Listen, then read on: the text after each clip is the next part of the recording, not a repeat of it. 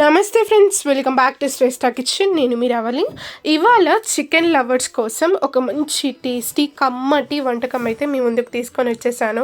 ఎల్లిపాయ కారం chicken fry అనమాట. ఇది ఎంత ఫ్లేవర్ఫుల్గా, ఎంత కమ్మగా, టేస్టీగా ఉంటుందో అసలు. ఈ చలికాలంలో వేడివేడిగా ఇలా ఎల్లిపాయ కారం చికెన్ ఫ్రై చేసుకొని తింటుంటే అసలు ఆ మజానే వేరు అనమాట. చాలా అంటే చాలా బాగుంటుంది, యమ్మీగా ఉంటుంది, సూపర్గా ఉంటుంది. అందరు కూడా తప్పకుండా ట్రై చేయాల్సిన రెసిపీ. ఇది ఎలా చేసుకోవాలో స్టెప్ బై స్టెప్ చూపించేస్తాను పదండి. సో ముందుగా కొన్ని మసాలాలను అయితే మనం ఫ్రై చేసుకొని తీసుకుందాం. ఒక 3 స్పూన్స్ అంత ధనియాలు, ఒక 3 ఇలాచీలు, కొంచెం దాల్చిన చెక్క, కొన్ని మిరియాలు, ఒక 3 లవంగాలు, అలాగే ఒక 1 స్పూన్ అంత జీలకర్ర. వీటినన్నిటిని సన్న ఫ్లేమ్లో మంచిగా దూరగా వేంపుకొని తీసుకోవాలి. ఎక్కువగా మాడనివ్వకుండా కొంచెం దూరగా వేగితే సరిపోతుంది. ఇలా బాగా ఫ్రై చేసుకున్నాక వీటిని ఒక ప్లేట్లోకి తీసుకొని మంచిగా చల్లారి పెట్టుకుందాము. ఇలా చల్లారిన స్పైసెస్ అన్నీ కూడా ఇలా ఒక మిక్సీ జార్లోకి తీసుకుందాం. ఇందులోకి మనకు చికెన్ ఫ్రైకి సరిపడా మొత్తం కారం నేను ఇక్కడ వేసేస్తున్నాను. ఒక 5 స్పూన్స్ ఇంత కారం నేను ఇక్కడ తీసుకున్నాను. అలాగే ఉప్పు కూడా మనకు రుచికి సరిపడా ఉప్పు ఇక్కడ వేసేసుకోవాలి. ఇలా కారం ఉప్పు వేసుకొని మంచిగా వీటిని బాగా ఒకసారి గ్రైండ్ చేసుకొని తీసుకుందాం స్మూత్గా. ఆ తర్వాత నేను ఇక్కడ ఒక 50 వెల్లుల్లి రెబ్బలు తీసుకున్నానండి.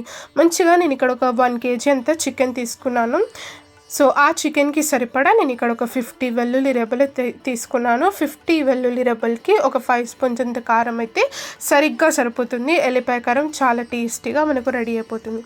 ఎల్లిపాయలు కూడా వేసుకుని మంచిగా ఒకసారి గ్రైండ్ చేసుకుని దీన్ని మనం పక్కన పెట్టేసుకుందాము.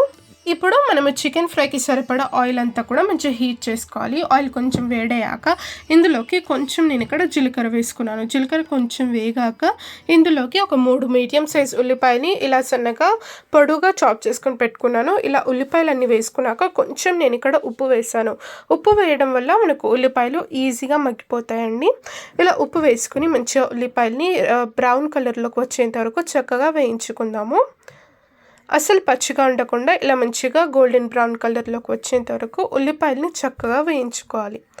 ఇలా వేగాక ఇందులోకి మనం చికెన్ని యాడ్ చేసేసుకోవాలి. చికెన్ని మంచిగా వాష్ చేసేసుకొని ఇందులోకి నేను ఇక్కడ వేసేసుకుంటున్నాను. ఒక 1 kg అంత చికెన్ నేను ఇక్కడ తీసుకున్నాను.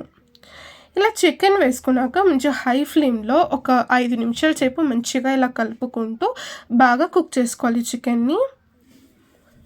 ఇలా కుక్ చేసుకుంటూ ఉంటే అందులోంచి వాటర్ అంతా కూడా రిలీజ్ అయ్యి మంచిగా ఆ వాటర్లోని చికెన్ని మంచిగా ఉడికించుకోవాలి సాఫ్ట్గా.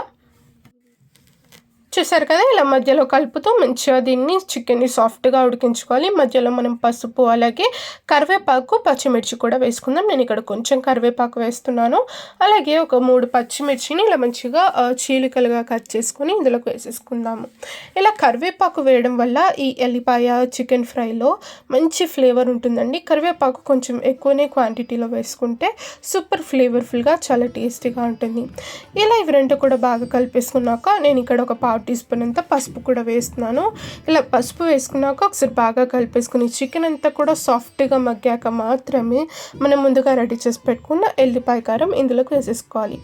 నాకు ఇక్కడ చికెన్ అంతా కూడా కొంచెం సాఫ్ట్గా మగ్గిపోయింది, ఒక 80% వరకు.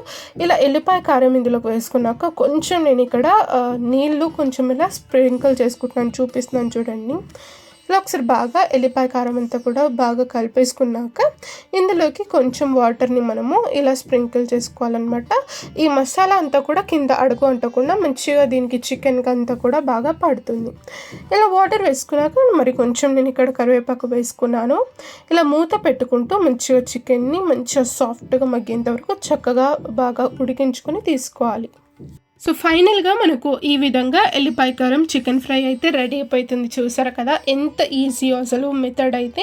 ఈ వింటర్ సీజన్లో తప్పకుండా అందరు కూడా ట్రై చేసి మీకు ఎలా కుదిరిందో నాతో కామెంట్ సెక్షన్లో షేర్ చేసుకోవడం అస్సలు మర్చిపోకండి. ఇది రైస్తో పాటు చపాతీతో పాటు ఎందులోకి తిన్నా కూడా సూపర్గా సెట్ అయిపోతుంది. లాస్ట్లో కొంచెం కొత్తిమీర వేసుకుని సర్వ్ చేసుకోవడమే చాలా అంటే చాలా టేస్టీగా యమ్మీగా ఉంటుంది.